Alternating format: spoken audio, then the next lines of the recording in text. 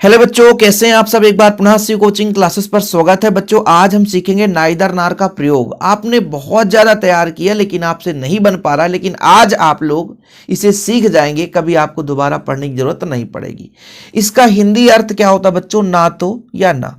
मतलब नाइदर नार का अर्थ होता है ना तो ना।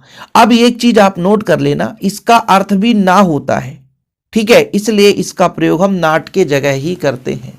पहला पॉइंट आप तैयार कर लो कि नाइदर नार का प्रयोग कहां पे होगा? जहां पे नाट दिखेगा। मतलब नाइदर का प्रयोग भी जहां पे नाट होगा और नार का प्रयोग भी जहां पे नाट होगा। कुछ यदि मान लीजिए अपवाद होगा उसको भी समझाऊंगा, लेकिन पहला जो आपका फैक्ट है वो आपका नाट से है। यदि नाट दिख जाए वहीं पे आपको नाइदर और नार का प्रयोग करना है। बच्चों हमेशा ये दो सेंटेंस दिया रहेगा, दो सेंटेंस दिया रहेगा, मान लीजिए पहला और दूसरा। इन दोनों को मिला करके हमें एक सेंटेंस बनाना है। क्या बनाना है बच्चों? एक सेंटेंस बनाना है। अब जब हम एक सेंटेंस बनाते हैं तो मान लीजिए दोनों में सेम सब्जेक्ट है। सब्जेक्ट मतलब कर्ता। दो सेंटेंस हो गए, इसमें भी ही है, इसमें भी ही है। तो फिर हमको क्या करना है बच्चों? एक ही सब्जेक्ट लिखना है और उसके साथ जो आपका हेल्पिंग वर्ब वो भी एक होगा। केवल इसमें तीन ही पॉइंट है, कुछ भी नहीं है। नाइदर नार का प्रयोग नाट की जगह करना है। दूसरा चीज हमने कहा यदि दो सेंटेंस सब्जेक्ट सेम है तो आपको एक ही सब्जेक्ट लिखना है, दो जगह नहीं लिखना है। क्योंकि जब दो सेंटेंस को जोड़ करके एक सेंटेंस बनाएंगे तो भाई साहब एक सेंटेंस में एक ही सब्जेक्ट रहता है। यदि सब्जेक्ट सेम है तब, जैसे ही यहां भी, रीना यहां भी, सी यहां भी। मतलब पहले सेंटेंस और दूसरे सेंटेंस में यदि सब्जेक्ट सेम है तो आपको सेंटेंस जब एक सेंटेंस बनाएंगे तो एक ही सब्जेक्ट लिखेंगे।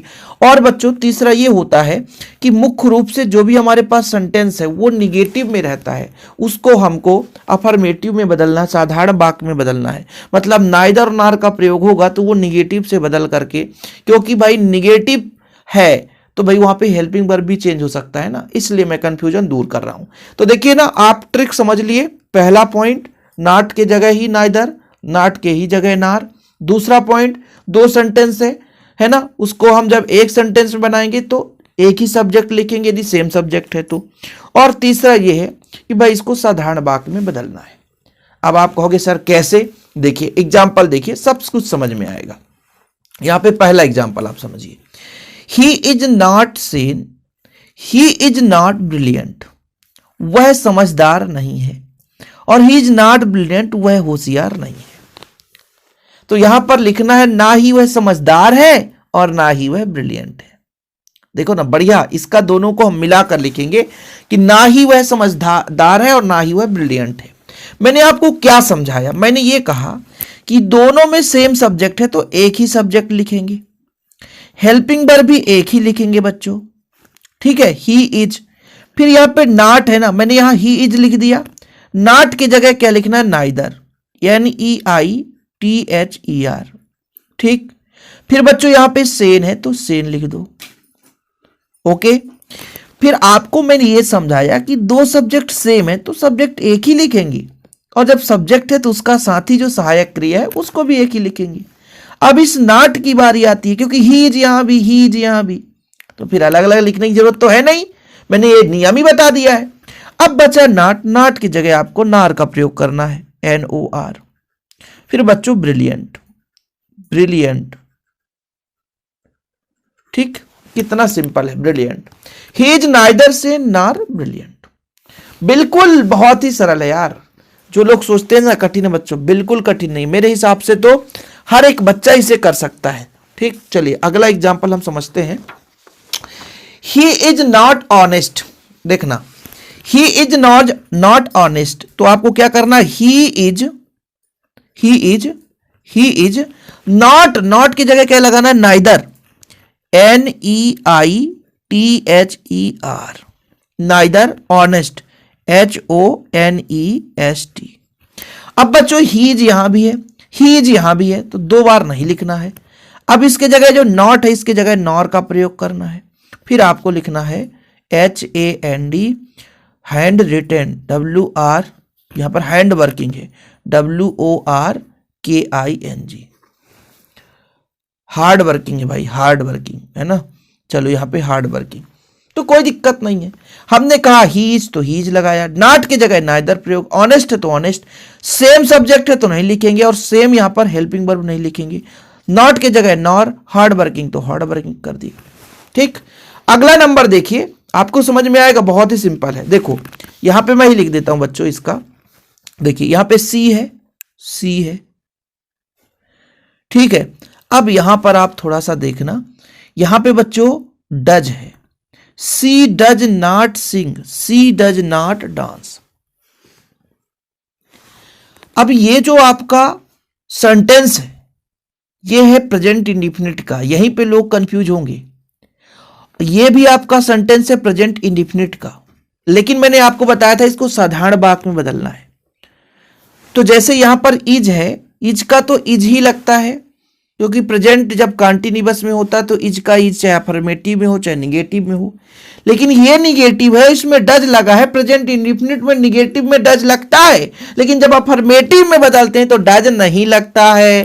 तो फिर डज को मार दो गोली, नॉट का हो जाएगा नाइदर, NEITHER, नाइदर सिंग। फिर बच्चों ये इसको भी मारो, सी की जगह सी है, डज तो लगाने नहीं है, डज को तो मार दिया गोली। क्यों? यहां पे टेंस बनना चाहिए थोड़ा बहुत। टेंस का मतलब ये है कि भाई जब प्रेजेंट इंडिफिनिट में निगेटिव में डू डज लगता है लेकिन अफर्मेटिव में डू डज नहीं लगता, तो यहां पे हो जाएगा नार डांस। खत्म कहानी, simple. Rakesh can not drive A car, Rakesh can not ride A bike, ride A bike लिखा है इधर, ठीक है, बाइक। तो क्या हो जाएगा, नॉट हटाना है तो राकेश, राकेश नाइदर, राकेश कैन का प्रयोग करना पड़ेगा यहां पे, Rakesh can neither drive, drive A car, इतना तो लिखना पड़ेगा। फिर राकेश सेम है, कैन सेम है, नॉट की जगह नार लगा दो। फिर बच्चों राइड ए बाइक, ये हो गया, बिल्कुल सिंपल है। अब यहां पे थोड़ा देखना, हो सकता है आप कंफ्यूज हो जाओ। Reena did not write to me, अब नॉट लगा है, नॉट के साथ डिड लगा है, तो ये आपका वर्ब का सेकेंड फॉर्म। डिड कहां पे लगता है बताओ ना, पास्ट में लगता है, वैसे भी सबको पता है। पास्ट इंडिफिनिट टेंस का वाक्य है, और पास्ट इंडिफिनिट में अफर्मेटिव में साधारण वाक्य में हेल्पिंग वर्ब नहीं लगता है, वहां पे वर्ब का सेकेंड फॉर्म लगता है, लेकिन यहां पे helping verb did not, did है। सही है कि नहीं? देखो पास्ट इंडिफिनिट में डिड का प्रयोग निगेटिव और इंट्रोगेटिव होता है, तो यहां पे डिड का प्रयोग है, यहां भी डिड का प्रयोग है, दूसरे सेंटेंस में भी डिड का प्रयोग है। लेकिन जब इसको साधारण में बदलेंगे तो डिड को हटा दिया जाता, तो यहां पर लिखोगे रीना, अब डिड हटा दोगे क्योंकि अफर्मेटिव, जैसे आप प्रेजेंट इंडिफिनिट में बच्चों निगेटिव इंट्रोगेटिव में चलते हो तो डू डज लगता है, लेकिन अफर्मेटिव में डू डज हट जाता है। ऐसे यहां पर डिड हट जाएगा, यहां पे नॉट का हो जाएगा नाइदर, NEI कितना होता है बच्चों, NEITHER, neither, write RITE, write to me. फिर यहां पे रीना हट जाएगा, डिड तो वैसे भी हट जाएगा। फिर यहां पे हो जाएगा नार, टेलीफोन टू मी। ठीक, ये अगला आपका होमवर्क है। His father was not allowed to play, his brother was not allowed to play. अब यहां पर थोड़ा सा ध्यान देना, यहां पे बच्चों अलग अलग है, यहां पे आप लोगों से नहीं बन पाएगा। इस स्थिति में जब सब्जेक्ट अलग अलग हो तो आपको नाइदर पहले प्रयोग करना है, नाइदर, NI एक ही यहां पे NEITHER, नाइदर हिज फादर, ठीक है। और फिर बच्चों नॉट यहां पर प्रयोग करो, नॉट की जगह हो जाएगा नार, ठीक है, नार हो जाएगा। फिर यहां पर हो जाएगा his brother, his BRO THER, his brother. फिर आपका हो जाएगा, चाहे आप इसको लिख लो चाहे इसको लिख लो, ALLOWED, अलाउड टू प्ले। अब जब सब्जेक्ट अलग अलग होगा ना तो कहीं ना कहीं ये आपका ऑब्जेक्ट सेम रहेगा।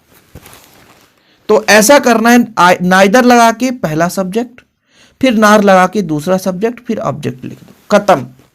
ये थोड़ा सा अपवाद है, लेकिन बच्चों आप लोगों के सिलेबस में ये वाला नहीं पूछा जाता कभी, यहां तक ही पूछा जाता है। और ऐसे क्वेश्चन आएंगे तो यूं धमाके के साथ आप कर लोगे। उम्मीद करता हूं बच्चों इंग्लिश में ये टॉपिक आपको अच्छा लगा हो, तो चैनल को सब्सक्राइब करके प्लीज बेल आइकन प्रेस करके और शेयर कर दो आप अपने दोस्तों के साथ। ओके, जय हिंद, वंदे मातरम।